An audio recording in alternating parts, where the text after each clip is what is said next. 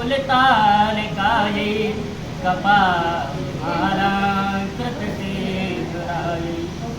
देव्याम्बरायै च दिगम्बरायै नमः शिवायै च नमः शिवायै। कैलासशिखरे रम्ये गौरी पृच्छति शङ्करं गुह्यादिगुहितरं गुह्यं कथयस्व महामुने।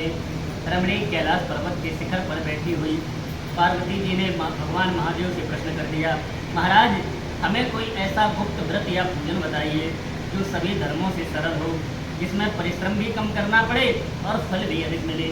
हे नाथ, यदि आप मुझ पर प्रसन्न हो तो ये विधान मुझे बतलाइए। हे प्रभु, किस तप के कारण या व्रत तथा दान के कारण आप मुझे पति रूप में प्राप्त हुए, वो हमें बताइए। भगवान शंकर ने कहा, देवी मैं तुमको एक व्रत जो मेरा सर्वस्व और छिपाने योग्य है, लेकिन तुम्हारे प्रेम के वशीभूत होकर के मैं तुम्हें बतलाता हूँ। जैसे नक्षत्रों में चंद्रमा श्रेष्ठ होता है, जैसे ग्रहों में सूर्य श्रेष्ठ होता है, जैसे वर्णों में ब्राह्मण श्रेष्ठ होता है, जैसे देवताओं में भगवान विष्णु श्रेष्ठ हैं, जैसे नदियों में गंगा श्रेष्ठ है, जैसे पुराणों में महाभारत पंचम या मन श्रेष्ठ बतलाया गया है, उसी प्रकार से ये सभी व्रतों में हरतालिकातीज का व्रत श्रेष्ठ है।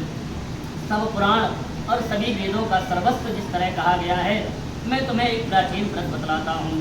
एकाग्रचित्त होकर के सुनो।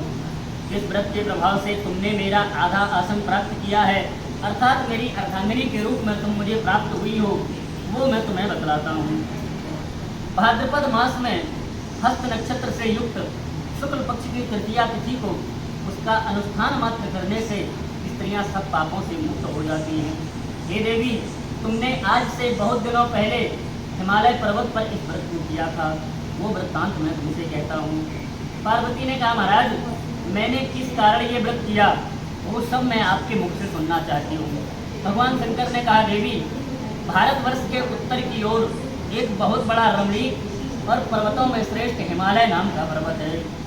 उसके आसपास तरह तरह की भूमियाँ हैं, तरह तरह के वृक्ष लगे हुए हैं, नाना प्रकार के पक्षी और अनेक प्रकार के पशु उस पर निवास